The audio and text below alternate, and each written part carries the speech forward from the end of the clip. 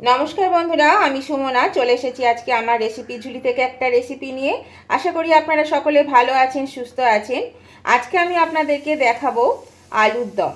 তো আজকে আমি কিভাবে আলুর দম করব সেটাই আমি আজকে আপনাদের সঙ্গে শেয়ার করব। এটা কিন্তু খেতে ভীষণই ভালো লাগে, লুচি পরোটা সঙ্গে তো ভালো লাগেই, তার সঙ্গে ফ্রায়েড রাইস পোলাওয়ের সঙ্গেও কিন্তু খুব ভালো লাগে খেতে। তো দেখুন, এখানে আমি এরকম ছোট ছোট আলুগুলো আমি বেছে বেছে নিয়েছি। এই আলুগুলো আমার বেশ ভালো লাগে খেতে, আর আলু দমে কিন্তু এইরকম গোটা গোটা আলু থাকবে, বেশ ভালো লাগে। তো এই আলুটা আমি সেদ্ধ করে নিয়েছি দুটো সিটি দিয়ে। আলুর খোসাটা আমি ছাড়িয়ে নিই, আমি কিন্তু খোসা সমেত সেদ্ধ করেছিলাম।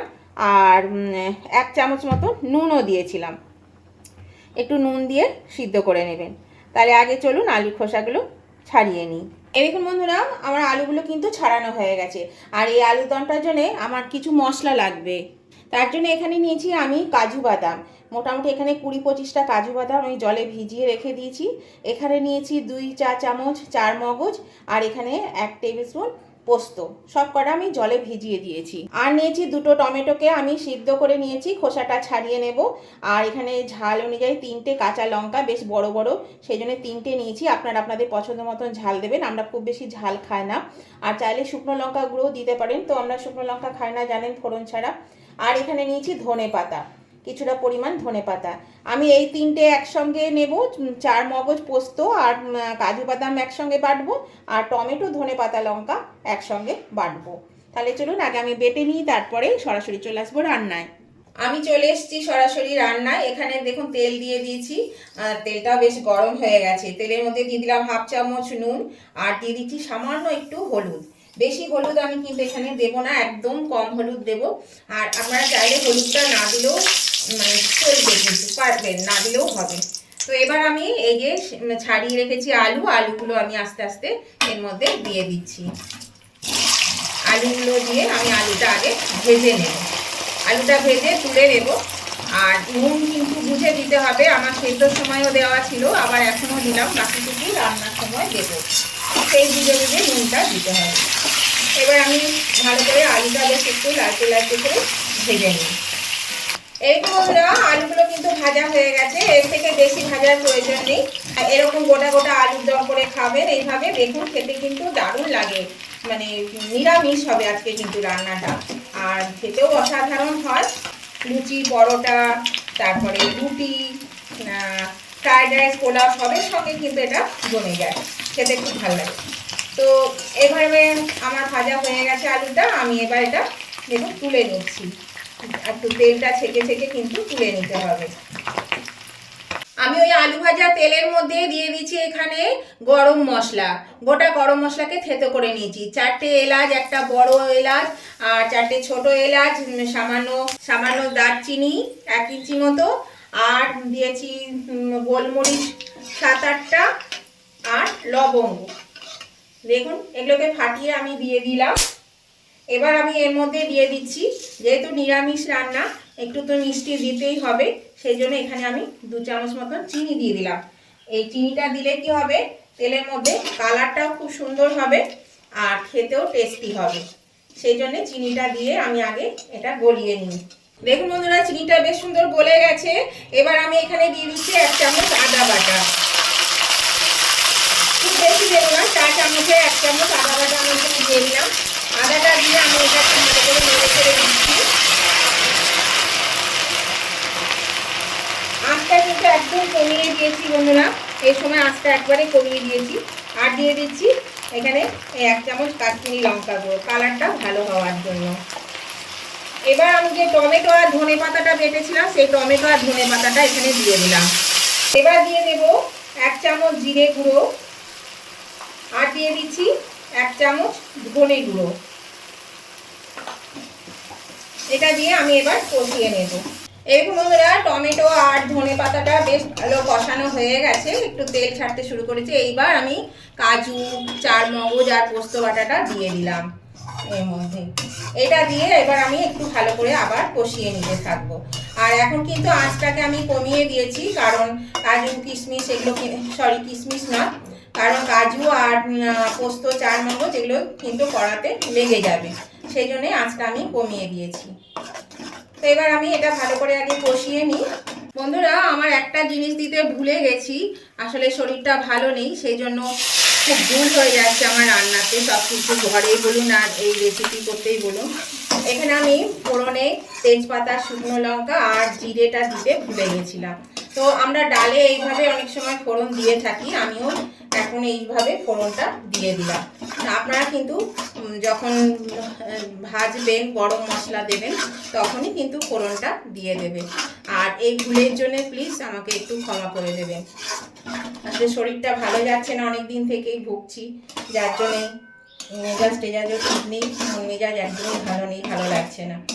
কি করব, এটা তো করতেই হবে, সেই জন্যই রান্নাটা করছি। তো চলুন এটা আমি ভালো করে কষিয়ে নিই। আবার এরকম বন্ধুরা মশলা ভাজা হয়ে গেছে, মশলা থেকে তেলও ছেড়ে দিয়েছে। তো এবার আমি এই যে ভেজে রাখা আলুগুলো দিয়ে দেব। এবার আলুগুলো দিয়ে আমি কিন্তু এটা ভালো করে আবার একটু নাড়াচাড়া করে নেব। এইরকম বন্ধুরা আলুগুলো কিন্তু মশলার সঙ্গে বেশ ভালোই কষানো হয়ে গেছে। আর এই দেখুন তলে লেগে লেগে যাচ্ছে, তার মানে এটা বেশ ভালোই কষানো হয়ে গেছে। তো এবার আমি এর মধ্যে দিয়ে দিচ্ছি এই যে কাজু বাদাম বাটা জল, তারপরে টমেটো বাটার জল, আমি এগুলো দিয়ে দিলাম।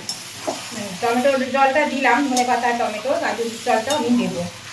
নতুন বন্ধু যারা আমার চ্যানেলে নতুন এসেছে তাদের কাছে আমার অনুরোধ, যদি এখনো পর্যন্ত সাবস্ক্রাইব করে না থাকেন তাহলে কিন্তু অবশ্যই আমার চ্যানেলটা সাবস্ক্রাইব করে আমার পাশে থাকবেন। আর পাশে থাকা বেলটা অবশ্যই কিন্তু ক্লিক করে দেবেন, তাহলে আমি যখনই আমার ভিডিও আপলোড করব সাথে সাথে নোটিফিকেশন আপনাদের মোবাইলে চলে যাবে, আর সবার আগে আপনারা আমার ভিডিও দেখতে পাবেন। আর আমার উভয় বন্ধুদেরকে বলছি, আজকের এই রেসিপিটা যদি আপনাদের পছন্দ হয়ে থাকে তাহলে দেখতে দেখতে যদি এখনো লাইক দিতে ভুলে গিয়ে থাকেন তাহলে অবশ্যই কিন্তু লাইক বাটনটা প্রেস করে দেবেন। তাহলে পরে আপনাদের একটা লাইক আমাকে এগিয়ে নিয়ে যেতে অনেকটা সাহায্য করে। আর যদি খুব ভালো লেগে থাকে তাহলে পরে অবশ্যই কিন্তু আপনাদের বন্ধু বান্ধব, আত্মীয় স্বজন সকলের কাছে একটু শেয়ার করে দেবেন, প্রচুর পরিমাণে শেয়ার করে দেবেন, তাহলে সবাই এই রেসিপিটা পেয়ে যাবে।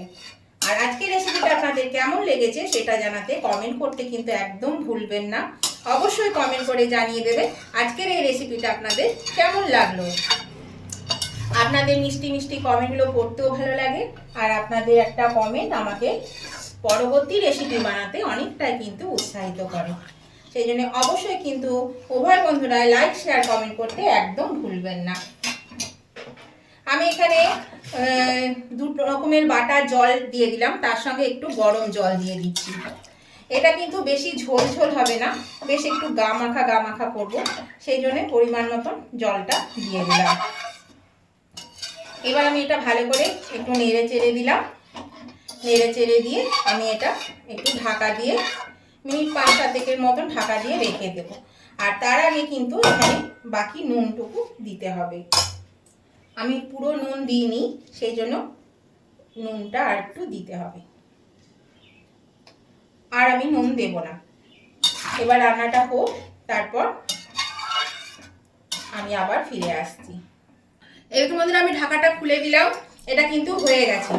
আলু তো সেদ্ধই হয়েছিল, আরও সুন্দর সিদ্ধ হয়েছে। আর আমাকে একটু মিষ্টি আর নুন দিতে হয়েছে, একটু কম হয়েছিল, আমি মাঝে দুবার নেড়ে দিয়েছিলাম। আর নুন আর মিষ্টি দিয়ে আমি এটাকে ভালো করে আবার ফুটিয়ে নিয়েছি। তো এবার আমি গ্যাসটা একটু বাড়িয়ে দিলাম। এবার আমি এর মধ্যে দিয়ে দিচ্ছি 1/2 চামচ মতো গরম মশলা গুঁড়ো। বেশি দেবো না, যেহেতু গরম মশলা আমার গোটা দেওয়া আছে ফোড়নে, সেই জন্য এটা 1/2 চামচ মতো আমি দিলাম। এবার আমি এটা নেড়ে চেড়ে নামিয়ে নিচ্ছি। গ্যাসটা আমি অফ করে দিলাম। এটা খেতে কিন্তু অসাধারণ হয় বন্ধুরা, ভীষণই ভালো লাগে। আর অবশ্যই করে খাবেন, লুচি রুটি পরোটার সঙ্গে খুবই ভালো লাগে, এছাড়াও ফ্রাইড রাইস পোলাওর সঙ্গেও ভালো লাগে। এটা হয়ে গেছে, আমি নামিয়ে নিচ্ছি। এবার আমি একটা পাত্রে নামিয়ে নিচ্ছি। দেখুন বন্ধুরা আমি নামিয়ে নিয়েছি, আর এটা খেতে কিন্তু অসাধারণ হয়েছে, আপনারা করে খাবেন। আর এই দেখুন গ্রেভিটা আমি এখানে কি করে আর দেখাবো, আপনারা তো দেখলেনই, এই যে এরকম টাইপের রেখেছি। এটা কিন্তু আরও মানে টেনে নেবে, এইটুকু গ্রেভি না থাকলে কিন্তু একদম শুকিয়ে যাবে, তো এইটাই কিন্তু একদম টেনে নেবে। তো এরকমই গ্রেভিটা রাখবেন। আর আপনারা যদি পাতলা ঝোলের মতন খেতে চান তাহলে সেটা আলাদা ব্যাপার, আমি এইরকমভাবেই করেছি।